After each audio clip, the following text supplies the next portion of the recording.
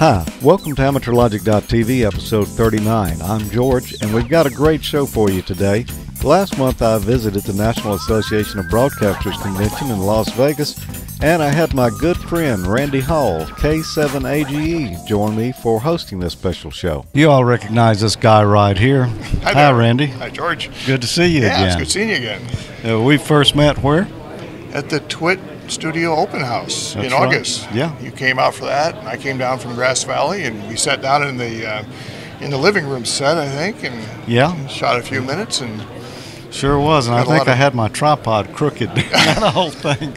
Well, you probably haven't checked this one too closely either. No, we haven't. But we did check the audio, so we don't have buzz. Right, so. Yeah. You could have just listened to 10 minutes of buzz here if we hadn't done that. Yeah, that was a big time out there. A great meetup, and we'd known each other through the internet for quite some time. But first time we met, and when we knew we were coming out here this year, we naturally contacted each other first and said, let's do some video. Yeah, so we've been passing over the last couple days, and George just helped me shoot some stuff in the Miranda booth where I work, so you'll see that soon. Yeah, and tell them where that's going to be. That'll be on my YouTube stuff. A lot of people have asked, what do I do during the day? So we took a tour of the booth here. I'm not working the show. I'm actually here on vacation, but I did go into work a little bit today. Yeah. If they see you, they're going to pull you in for a little, huh? So it was good. Yeah. Well, we've had a big time, and looking forward to a larger time tonight. Oh yes, this is a big thing. I don't know how many people. I know it's well over 1,000, if not two. I don't know. Bob would know. Yeah, he would know. And they've got a lot of door prizes they're going to give away this year. And I feel lucky. Yeah, me too. I hope I'm eligible. I think the only thing I've ever won here is one of those little MFJ clocks that you've gotten from MFJ for prizes for your things. You know. So. Well, I could have gave you one of those. Well, if I don't win anything tonight, maybe. Yeah, I won a Kenwood pen one year. Wow. That's all. Well, I heard last year they had a $5,000 tower they gave away. Really? Now that's what I need. Yeah. And that probably includes shipping, the important part. Yeah. Because otherwise, putting a luggage tag on it and taking it over to Southwest here is probably not going to work. No. What brings you out here? Just for this event, or are you visiting the show? Just for this event. Got Visalia tomorrow, so flew down here instead of into Fresno and driving over tomorrow.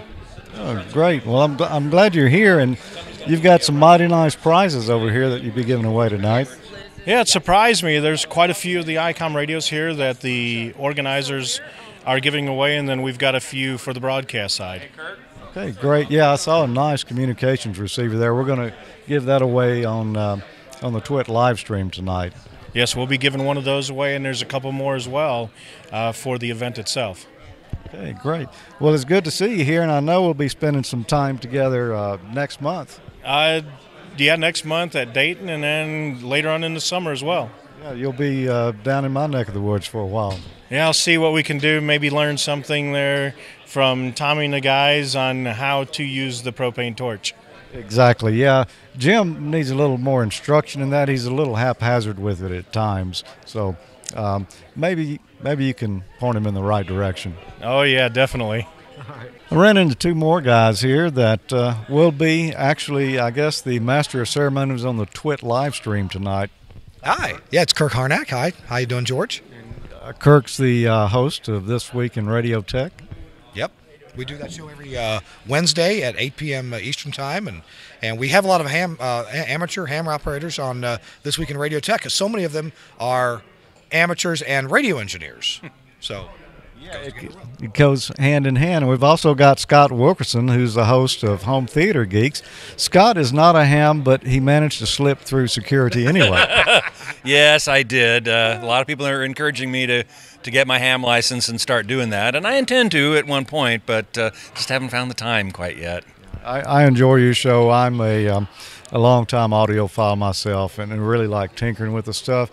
Some of the items you cover on there are quite exotic and beyond my budget, but boy, it's always interesting stuff. Both of you guys, I learn a lot. Audio is one of my favorite things, and well, Well, I'm sure it's true that a lot of ham radio geeks are also audio geeks. You know, I mean, and audiophiles definitely like to tinker with stuff, as hams do as well. So I think that there is a natural correlation there.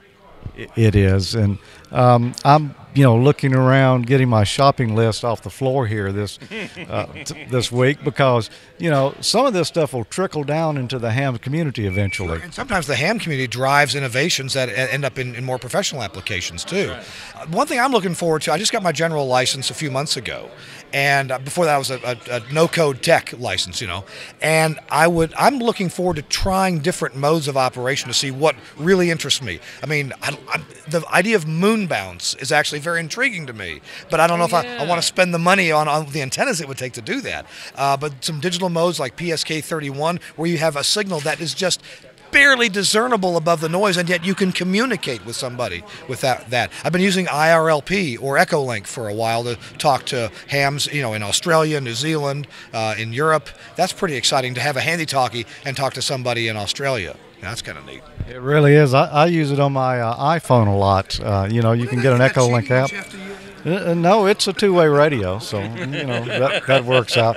But works. We're looking forward to hearing you on HF, Kirk. We're close enough that try that out we could probably talk just about any night, with where you're at. So good luck on getting your antenna up. Thank you. I've got an inverted V to put up, so I got a tuner for it, and I think I'm going to get up high enough to where the tuner won't have a difficulty with it. So I'm looking forward to it when I get back to Nashville.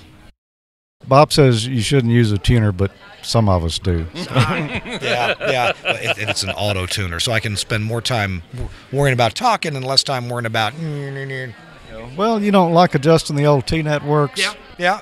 And I was actually torn. I called my friend, another ham, Chris Tarr, one of the co-hosts on my show, and I said, Chris, I'm torn. Should I buy a manual tuner? Because I kind of love the idea of, tuning things in manually, or should I get an auto tuner? He says, Kirk, get an auto tuner. You know what the manual stuff is. You've done AM towers before. Get the auto tuner and concentrate on talking or listening. Yeah, I have one of each, and so people are going to want to go download this special that we're taping tonight. What will that be, Scott? Well, all they'll have to do is go to twit.tv, that's TWIT.tv, and in the specials section is all our coverage from NAB, where we will also have this podcast, which is number 121, I'm told. Okay, great, 121. Well, that's a lot of specials. Yeah, well, we do a lot of, the TWIT broadcast network does a lot of programming. We have some 30 podcasts per week, and then there's when we go to CES or we go to NAB or any show like that, then there's a lot of coverage there. So this particular party will be number 121. So look for that. Yeah, great. Thanks, guys. Well, have you ever seen so much ham in one room? We need some eggs. Yeah. Well, with Dayton right around the corner, it's time to get ready. I've got my shopping list prepared, and I'm ready to go, man. George and I are both going this year. This will be my second time to go, and I believe this is George's first, and we're pretty excited about it. When we get there, I'm going to post a frequency to the website, Facebook, and to Twitter, and we're going to have handy talkies there, and some of you can give us a shout. It'd be nice to meet some of you face to face. I'm going to be working the VE session at 2:30 on Friday afternoon, and George is working one 9:30 Saturday, so if any of you are taking the test, good chance we'll see you there. Be sure and say hi. So just give us a shout, and I hope to see you then. You were on TWIRT this morning, weren't you? On TWIRT with Kurt, yeah. This Week in Radio Tech? This Week in Radio Tech, even though I do nothing about radio, but a lot of professional radio people broadcast or hams, so I couldn't hear what was before me because you can't hear the audio over there until you get on the set and get the headphones on. That's right, and then they're blasting, aren't they? They were really loud.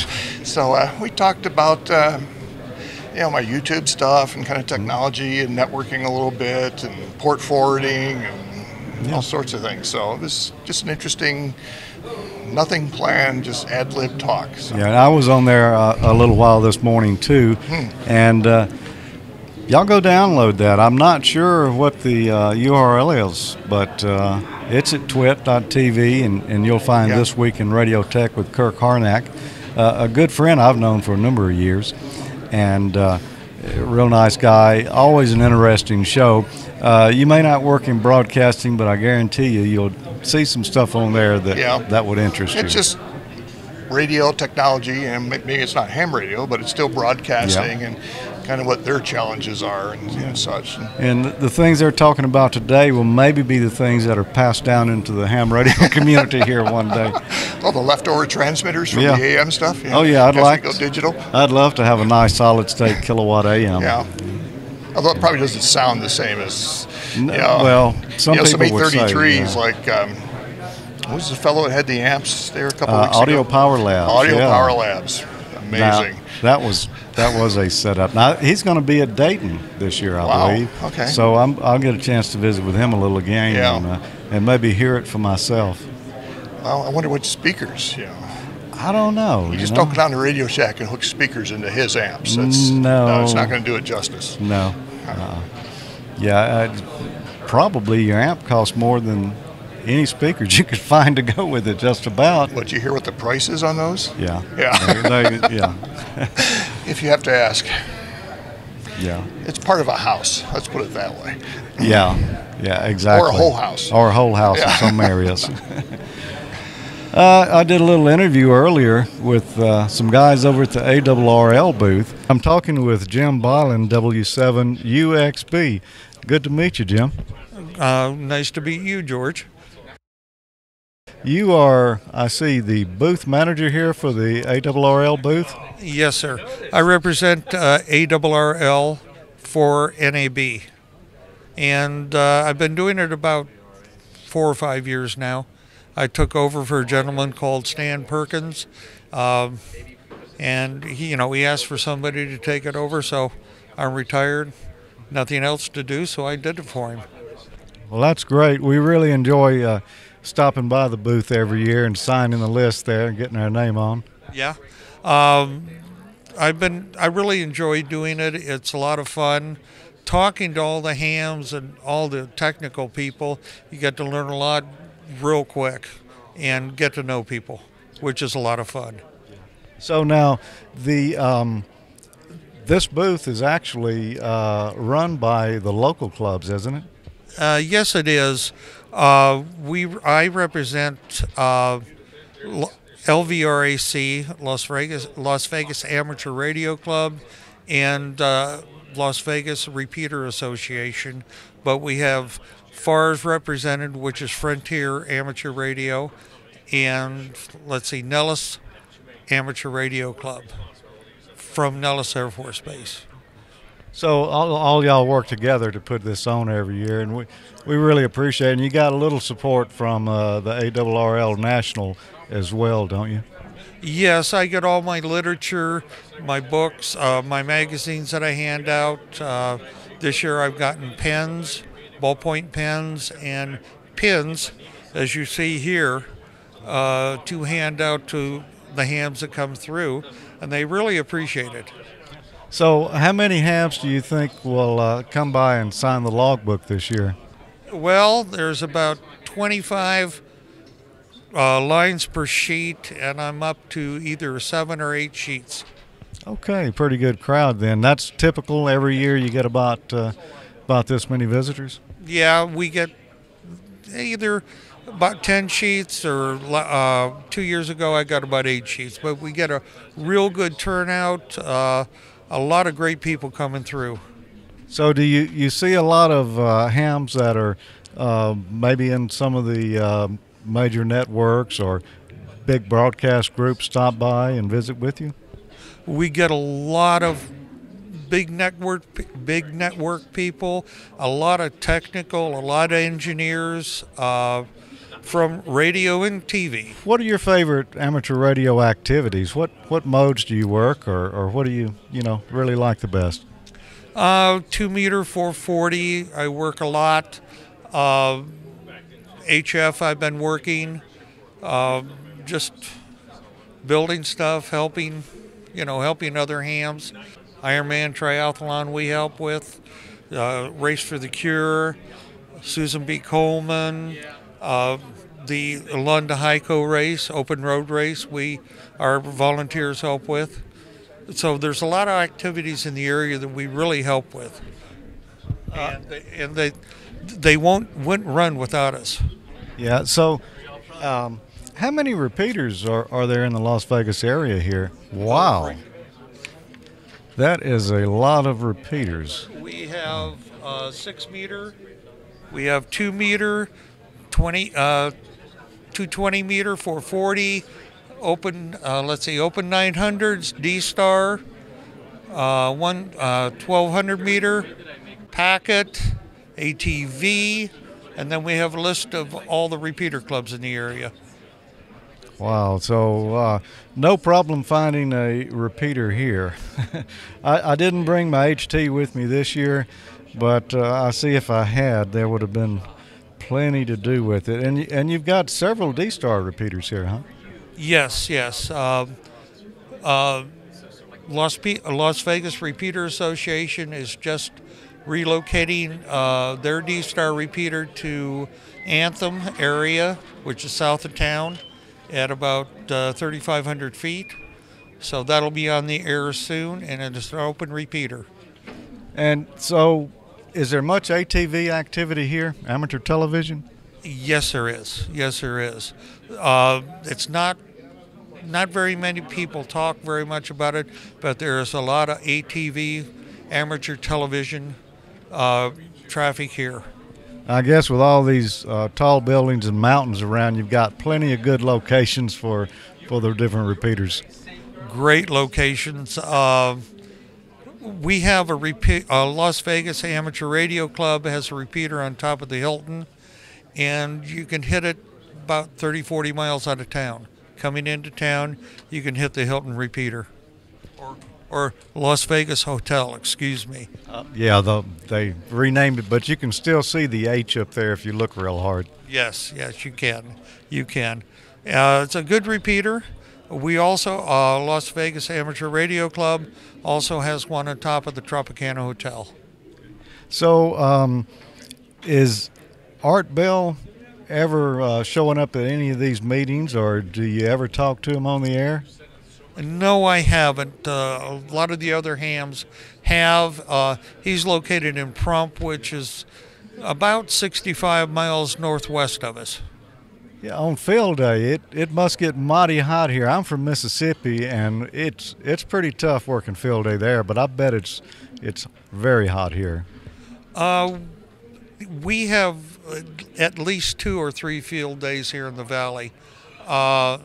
One is put on by LVRAC, Las Vegas Amateur Radio Club, and the other one is put on by FARS, Frontier Amateur Radio. And FARS is usually up in Mount Charleston at about 2,700 feet, which is cooler. And then the other one is held on the west side of town at about 2,200 feet. So it's not as hot as down here in the valley, but yeah, it can get warm. Yeah, I bet that helps out a lot, getting at that altitude and getting your antennas up too. You probably don't have any trouble there getting the signal out. No, we don't. I was talking to the president of FARS, John Bigley, and he said that once they get the antennas up on Mount Charleston, they get very good propagation. Oh, I bet. Yeah, I wish we had some mountains where I'm from, but unfortunately, we've got a few hills, but that's about it. Well, Jim, I really appreciate you talking with us. I really appreciate what you do here with the ARRL and providing this booth for the broadcasters, because there's so many of us that are hams, and seeing our organization represented here means a lot. Well, you're welcome. I just enjoy doing it. I enjoy talking.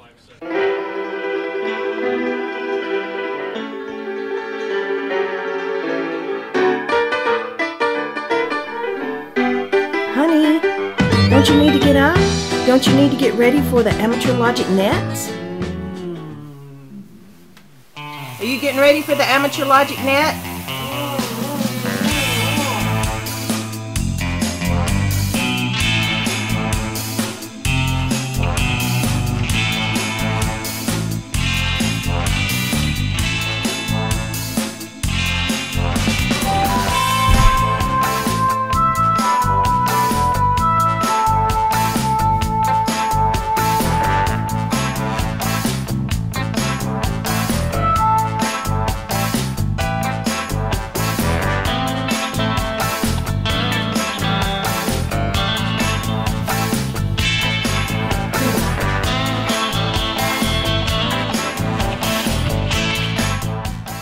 It's time for the Amateur Logic Nets.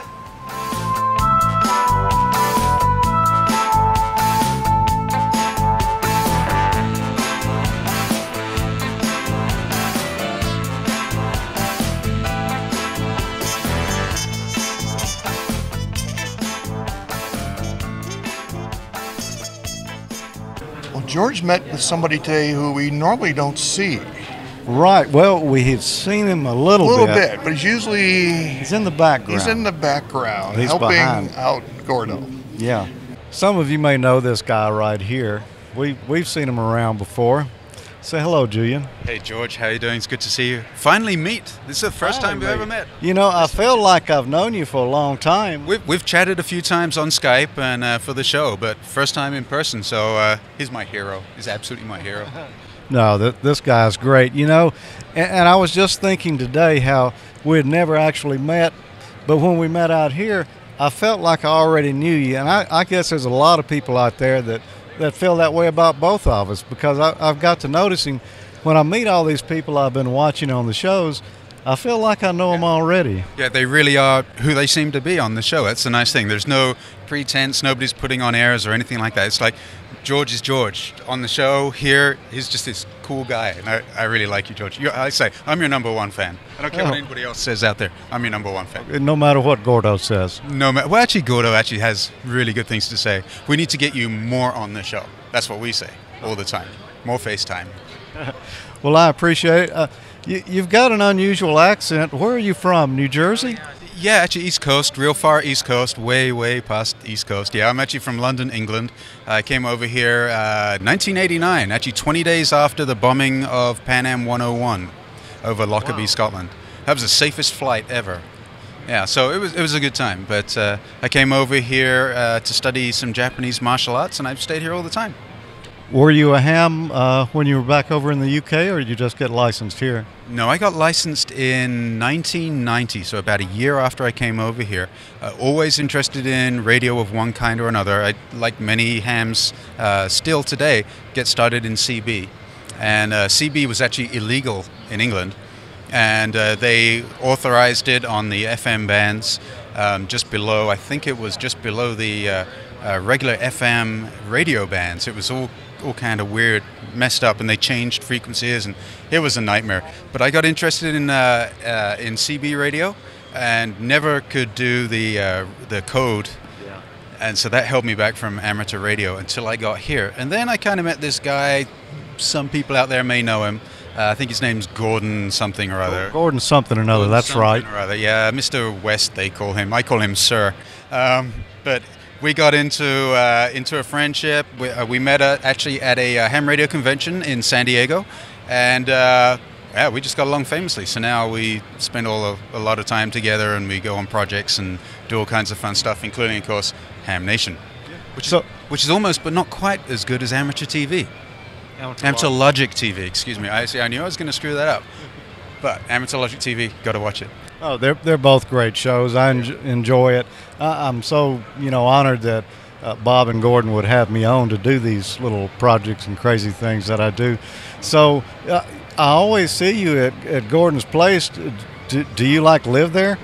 Yeah. I found out last night they call me the sidekick. So okay, I have no problem with that. I actually used to live probably maybe half a mile from Gordo's place. About 6 or 7 years ago, I moved a little further south, so I don't see him as often as I used to. But since I work in the same city where he lives, I'm pretty much there every day. So yeah, I kind of live there. Gordon and Susie, his wife, have become my surrogate parents, and they're actually coming to my wedding in May. So well, I'm sorry for both of them. No. Congratulations. Hannah's standing over here behind the camera. You want to come say hello, Hannah? Uh-oh, look at this. Oh, here she comes. I should introduce Hannah. She is she's my fiancée. Hello. I'm just recently licensed ham radio operator N6HLF. Which is kind of nice. Yes, because Gordon's wife's call sign is N6GLF, Gordo's lady friend. So if anyone wants to give us a shout out on the air, we'll probably be listening. Actually, I kind of threw Hannah under the bus the day she got her vanity call sign, because she didn't go on the air at all with the call sign that was sequentially given to her. So I got her on the WIN system and kind of threw her under the bus and said, hey, this is Hannah's first ever contact. Anybody who wants to talk to her. Suddenly a huge pileup came up there and she had to pick stations out. It was like she was DX competition. It was wonderful. She did a really good job. So very proud of her. So sink or swim, huh? Sink or swim. She swam, so that was pretty good. Well, great. Hannah, we're glad to finally get you and actually hear your voice on video. I know we've seen you before, but I can't remember if you've actually spoke on Ham Nation or not. Probably not. I'm kind of like Julian. We sort of tend to stay behind the camera and behind the microphone, and yeah. But I gotta say, it's really nice to meet you.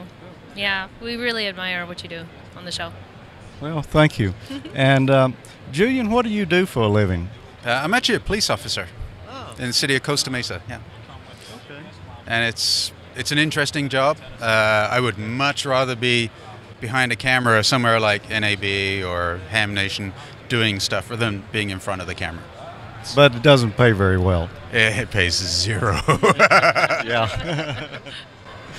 But it is a lot of fun. Like I say, you meet some really, really nice people and you get to learn things. We did a show yesterday, Ham Nation, and one of the guests there was saying how he was really scared of getting on the air. And he broadcasts for a living. Yeah. It's like, it's amazing. And what my advice to anybody who's scared of getting on the air is talk about what you know, because it evolves into stuff. You know, the other person you're talking to may not have a clue what you're saying, but they will find that one interesting fact and they'll start telling you stuff about themselves, and before you know it, you know, you got a lifetime friendship going on. So just get on the air, just talk. Doesn't matter what you speak about, just speak. Yeah, you know, it's great. You meet all kinds of people that you'd normally never meet. You know, I've got friends all over the U.S. and in foreign countries, you know, because of ham radio. And it's a big community. It's always been that way. You really never know who you're going to meet. Gordo has a tape that he plays in some of his classes where he's just talking to this guy who has a strange accent maybe, and you know, he calls him his friend and so on. Turns out that it was King Hussein of Jordan. Wow. JY1, speaking to him on HF and calling him his friend. Gordo is just like, well, I'm a friend of a king. So there you go. Yeah, you just never know. You truly never know. Well, what time is it, Julian? I wish I had a watch that would actually tell good time. Anybody have the time? Anybody have time? We're at Master Clock, right? This is Master Clock. They have all kinds of clocks for shooting video. The countdown timers, count up timers, they're master clocks, they're everything. They have this huge, amazing display, and like many things at NAB, I want one.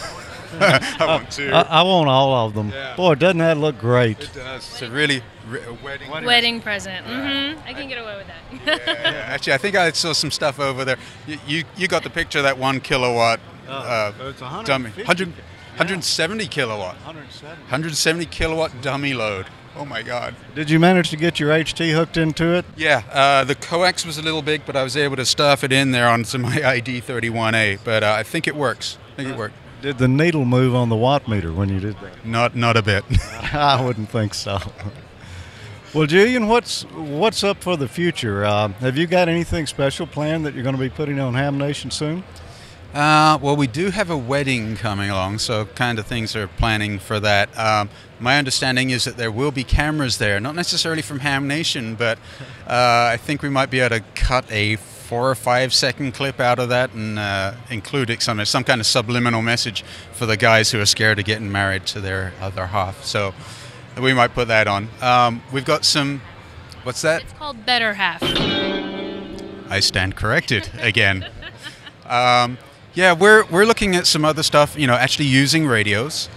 We want to do more visits to people's ham shacks. I know Randy, K7AGE, he does a great series of that. If you have the opportunity to go onto YouTube, just look him up under his call sign. He's got tons of really interesting videos up there. So we want to get involved with more people from around the world, not just the US, and have them send videos in, or if they come visit us, we'll do stuff like this, because we really want to get the whole community thing going along with ham radio, because it's a great community to be with.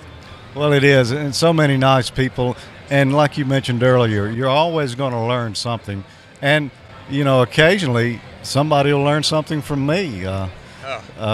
Believe it or not, but I just enjoy it. It's I've always been involved in radio, and when you get with other hams, when I worked in broadcasting, there were a few broadcast engineers around that I could talk shop with, but nothing like the amateur radio community. There's just hundreds or thousands of people that you've got something in common with.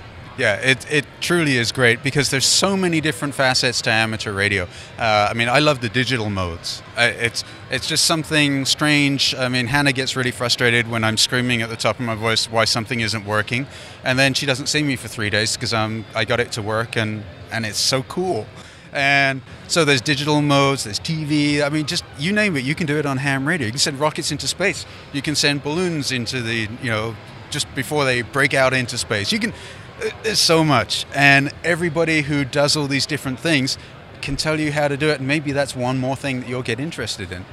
I hate to say it, but I actually bought a helicopter here at the show. One of those with the camera? Yeah, one of those with the camera. Wow, that was nice. Yeah, it was nice. It may be the shortest lived helicopter. You can actually program it so it only flies about an inch off the ground. That in ham speak, that's an inch, right? That sounds safe. Yeah, so look for some Ham Nation high shots of maybe antennas coming in the next, year, because it'll probably take me that long to learn how to fly it. But yeah, another thing you can do for ham radio. It's great. Love it. So Hannah, are you gonna let Julian have a ham shack after you get married? We're sort of making plans for it. I don't think I really have too much say on the matter, but if I get, it's a give and take sort of thing. So I give him space and he gives me jewelry, and we're good. Yeah, that's kind of the way my wife likes it. Can we back up on that a little bit? Jewelry. Can you pluralize jewelry? Yeah. No, we're good. He does what he wants, and I'm smart enough to let him have his fun. I'm not going to get in the way. And he's been trying to pull me more into the world of ham radio, and I went ahead and got my license. So I'm thinking maybe, as of right now, I'm not 100% gung-ho fan of it, but I'm a little bit on the shy side. So I think at some point, though, I'll be looking forward to getting to meet new people over the air and finding common ground. And I think, looking forward to that. Great. When a lady keys up on the air, she has no problems getting contacts. So I've been told, right? The YL station, please. Yeah. I've heard. Well, Julian. George, absolute pleasure. Yeah. It's been real fun seeing you here. It has. Hannah, it's good to finally meet you, too. Yes, it's been nice to meet you, too. Who else was here? Of course, we saw Leo. Yeah. We saw Kirk. We saw Julian, Hannah, Bob. Lynn, our producer, was here, as well as Alex, who does all the technical work. And the fellow with the red hair? Yeah, Chad. Chad, yeah. Yeah, Chad. You could see him from across the hall. Well, if you shoot him with, ultraviolet light, does it glow in the dark, I wonder? I think it just disappears. Disappears? I'm not sure. Stranger yet. Yeah. But a big a meetup over there, and we really appreciate Leo and all the hosts on the shows that we are miss out you, here. Leo. Yes. Excuse me. I was thinking Gordon. We miss you, Gordon. We wish Gordon was here. Yes. Yeah, we sure do. Well, we had our token Gordo here, and that's right. Julian. Julian, so. Yeah. Randy, what have you seen out here this year that impressed you? There's quite a bit going on with 4K. So this is a video format that's a much higher resolution, really not for television, but for film use. So it's a much higher resolution, have more pixels in line, more color depth. So it lends itself to taking and doing mastering for film, or a very high-end mastering then it can be re-released in multiple formats for different TV releases and such. So people always want to produce in the highest resolution that they can afford. JVC has a 4K camcorder for $5,000 with the lens, I think. Wow, so you're going to start shooting your YouTube videos in 4K? No. I don't have enough disk space. I don't have enough bandwidth to watch it either. So. Right. I have nothing to watch it on, although there's 4K displays. But mainly it's for, there's a lot of 4K projector type stuff here too. And actually there's a Sony camera that can actually record in 8K, but they don't have the playback system yet. Wow. So in a couple years, they'll be able to use the footage that they've recorded. I remember when CDs came out, I was living in Fort Myers, Florida, working for a TV station. We had a Society of Broadcast Engineers meeting, and these guys from Sony were there, and they had this little round, shiny disc, and they said, this will hold 90 minutes of audio. We're not sure exactly if we're going to put 2 or 3 albums on there or how we're going to distribute it yet. And then about 5 years later, here's CDs. The story I heard is that there's a symphony piece that is 82 minutes long, and the CEO of Sony says that's going to fit on the disc. Wow. And that's what set the size. That probably determined our bit rate, our sampling rate, and everything size of right the disc, there. It's what he wanted to listen to at home. So. Well, I was walking around here, I saw a lot of neat television stuff. There's a little new radio stuff here, but in TV, man, LEDs are taking over, aren't they? Oh, the LED lights are great. Yeah. I mean, they're small. They don't consume a lot of power, which is a big thing now in studios. They got to cut that power bill down any way possible. They don't generate a lot of heat, so you get a double savings. Yeah, you it's don't not drawing sweat a lot out of the wall. You're not having the AC run as much. You can run them on batteries, and they're all sizes and shapes and price ranges.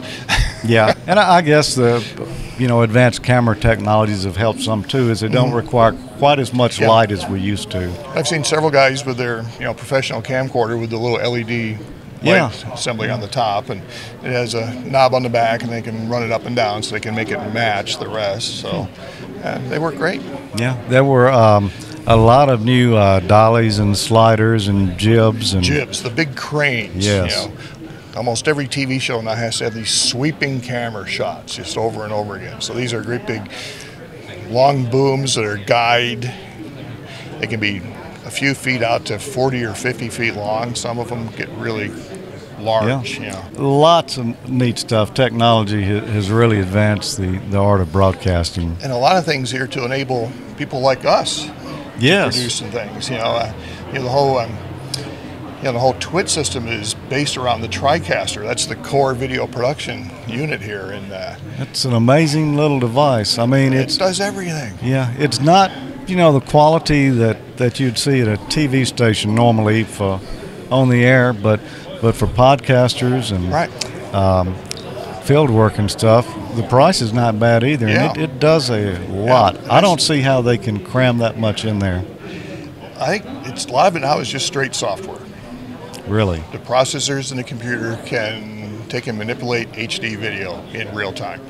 So how many processors do you think are in there? It could be a couple, Yeah, I guess. A couple i7s. Yeah. So, and so there's one in the TWiT booth. There were 2 on the outside wall in the lobby for the NAB broadcasting. Had 2 over there. Intel had a big display, and they used a big TriCaster in there for their production. There was a dealer with one on a shelf on the side. I spent some time with him going through that. And we watched the meeting yesterday, Broadcast Minds. Broadcast Minds, yeah. That was sponsored by New Tech. Yeah. And it was interesting there because a lot of these broadcasters, they're really fighting to keep your eyeballs on that screen. And one of the things that they're doing to do that is more live shows. Yeah. So the dance, the music, and all these things are live, so people don't watch it off their disc later. So it's the same type of thing as the sports. The sports are live, so people don't skip through the commercials. But the thing I learned last night now, they're talking about watching television as a 2-screen experience. So you're watching the game or whatever. At the same time, you got your laptop or your iPad watching the Facebook, the tweet feeds and things. So these broadcasters are really trying to figure out how to use this whole communication stream and to keep their viewers and increase it. And engage them more. Yeah, engage them more. Yeah, media's changing, and you know, I think for a long time broadcasters fought it, but now they're trying to embrace it because they can't stop it. Right. You know, so it's a brave new world. Mm-hmm. Well, Randy, we really appreciate you talking George, with us here, and seeing you again. And it's good to see you. Yeah. And well, maybe we'll have the first anniversary Twitch Studio open house. Maybe so. That would be neat, because I think a lot's changed there since last August. I see now more of the empty spaces are filled. Yeah. So there's more stuff going on there. So I think they've rearranged the ham shack a little. We've got to get Leo an antenna and get him on the air. Okay, 73. All right, 73. Okay. With the NAB show coming to a close, I still had a few places I wanted to visit in Vegas. I'm here at what some might say is a famous ham station in Las Vegas. It's W7AES. That's right, it's Amateur Electronic Supply in the Vegas location. We're going to look around the store here a little bit, see what they've got, and see if we can convince one of these hams to step up to the mic. Hi, I'm George, W5JDX. I'm looking for a new radio. Can you help me out? Oh, absolutely, George. I'm Luke, KK7XX, and I'd like to welcome you out to AES Las Vegas. Thanks, Luke. Show us what you have here. Sure. We have a selection of radios from the big three manufacturers. We have Yaesu's, Kenwoods, and ICOMs. And we have mobile radios, handheld radios, desktop HF radios.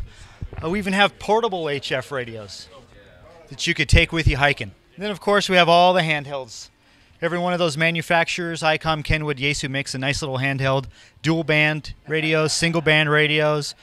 We even have a couple quad band radios that cover 6 meters, 2 meters, 220, and 440 as well, George.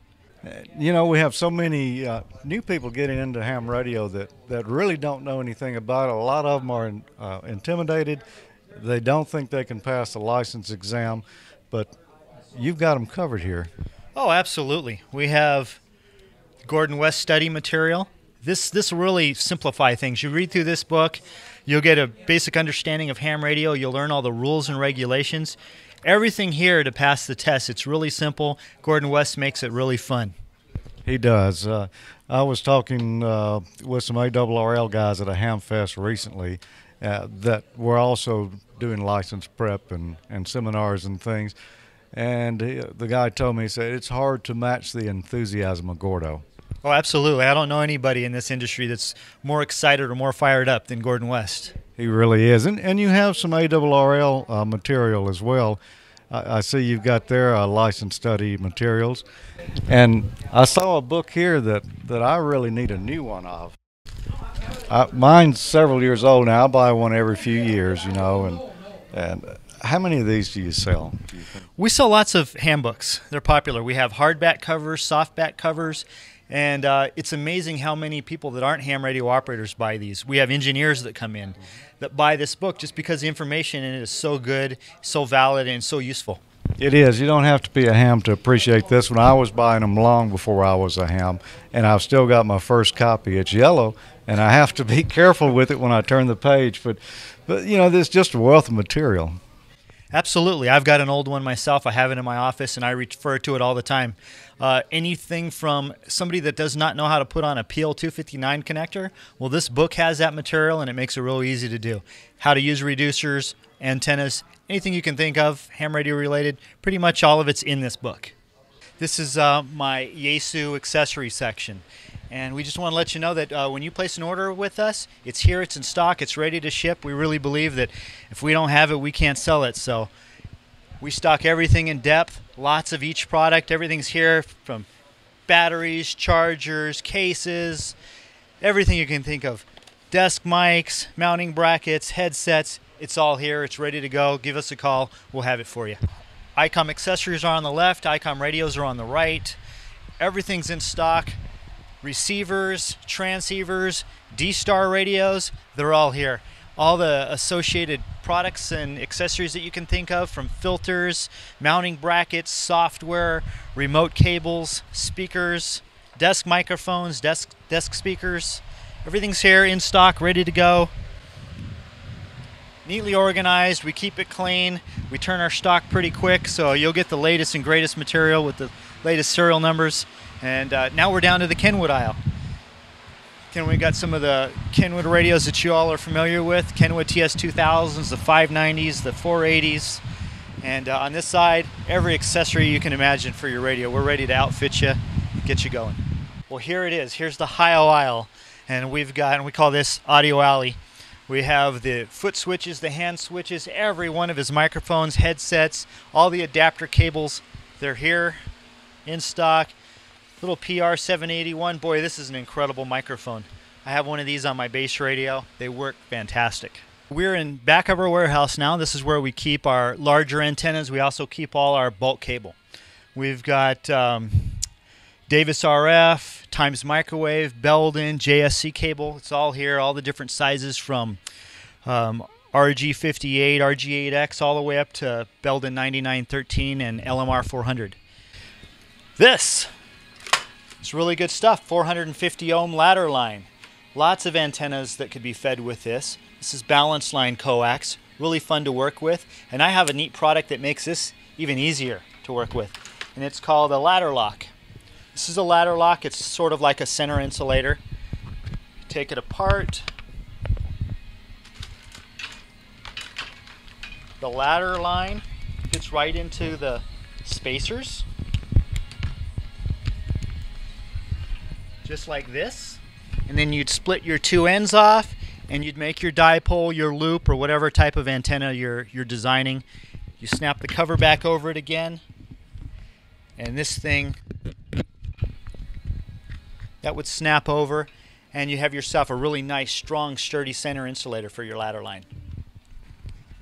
Again, that's ladder lock. Gentleman by the call sign of WA1FFL designs it. We have them here. They're really neat little item. A lot of people don't know about them. Back here, we also keep all our larger amplifiers, all the Ameritrons from the AL82s, the 572s, the Ameritron AL811s, and the 811Hs. They're all back here. The tuners, there's some of their larger tuners, ATR20s. Again, more amplifiers back here. Some solid-state amps, the ALS 600s, an ALS 500. If you're a CW fan, I have Vibroplex keys in stock. We have bencher keys and paddles, RF interference kits, all the hookup cables for them as well. These are our larger antennas. Everything from Comet, Diamond, High Gain, Gap. They're all back here. We have M-squared antennas, Cushcraft, and all the accessories you could want for your antennas as well. They're all in stock. Little hole loops. If you like to work VHF mobile sideband, 2-meter hole loops from M-squared, 432 hole loops.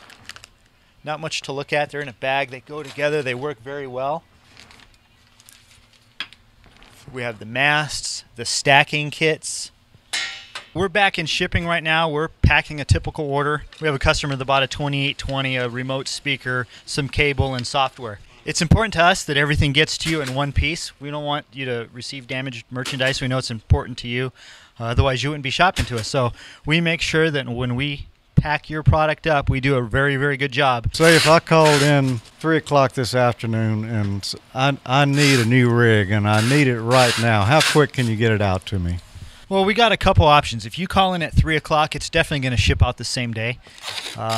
Depending on where you live, it'll get there 1 to 3 days. But if you needed it overnight, we have that option. We ship FedEx, UPS, and they have overnight shipment. So if you needed something in a hurry, you could have it tomorrow. Luke, I want to thank you so much for talking with us today. Thank you, George. You're welcome anytime. Appreciate you coming out. I'll see you next year. We'll do it. It was fun visiting with Luke, and I was impressed with how well they were stocked.